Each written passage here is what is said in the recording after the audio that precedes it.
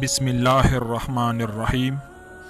دیکھتے آنکھوں اور سنتے کانوں کو علی وائس کی طرف سے میرا سلام ہو۔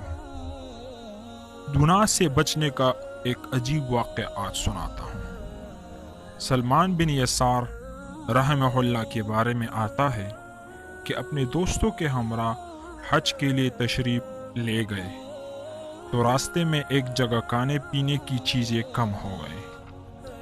دوستوں نے کہا جی آپ خیمے میں رہیں، ہم قریبی گاؤں میں جا کر وہ چیزیں لے آتے ہیں۔ جب وہ چلے گئے یہ تنہا رہ گئے۔ کہتے ہیں کہ ایک عورت کہیں سے آئی اور اس نے آ کے ان کو کچھ اشارتاً کہا۔ یہ سمجھے کہ یہ کوئی مانگنے والی ہے۔ انہوں نے روٹی کا کوئی ٹکڑا دینا چاہا۔ جب دینے لگے تو اس نے بات واضح کی کہ مجھے روٹی نہیں چاہیے، جو عورت مرد سے چاہتی ہے مجھے وہی چاہیے۔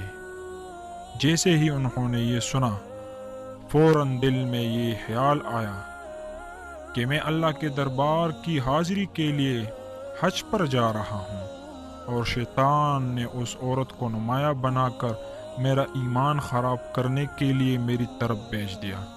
یہ خیال آتے ہی رونا شروع کر دیا کہ شیطان کو ابھی بھی مجھ سے امید لگی ہوئی ہے، وہ ابھی بھی مجھے اللہ سے جدا کرنا چاہتا ہے۔ ان کو روتے دیکھ کر وہ عورت بھی شرم سے غائب ہو گئی۔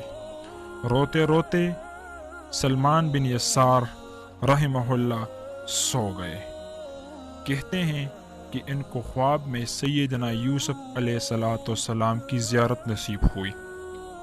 یوسف علیہ السلام نے مبارکباد دی۔ یہ کہنے لگے کہ حضرت آپ کتنے عظیم ہیں کہ زلیحہ نے کہا قالت حیت لک، کہنے لگی لے آؤ، اور آپ اس سے بچ گئے۔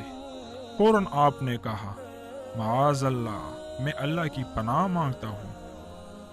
تو یوسف علیہ السلام نے جواب دیا کہ میں اللہ کا نبی ہوں، میرے ساتھ اللہ کی بڑی مدد تھی، میرا اس گناہ سے بچ جانا یہ اتنا عجیب معاملہ نہیں جتنا کہ تم نے ولی ہو کر وہ کام کیا جو وقت کا نبی کیا کرتا تھا۔ تو کئی ایسے بندے بھی اللہ کے ہیں کہ اولیاء ہو کر ایسے کام کر دکھاتے ہیں جو وقت کے انبیاء کرتے تھے۔ جب دل میں یقین اور خوف خدا ہو تو گناہوں سے بچنا انتہائی آسان ہو جاتا ہے۔ ناظرین، گناہوں سے بچنے کے بارے میں کئی واقعات موجود ہیں، ان کو ایک ہی ویڈیو میں سمیٹنا انتہائی مشکل ہے۔ چلیے ناظرین، ملتے ہیں ایک نئی خوبصورت ویڈیو کے ساتھ، تب تک کے لیے اجازت چاہتا ہوں۔ اپنا ڈھیر سارا خیال رکھیے گا۔ خدا حافظ۔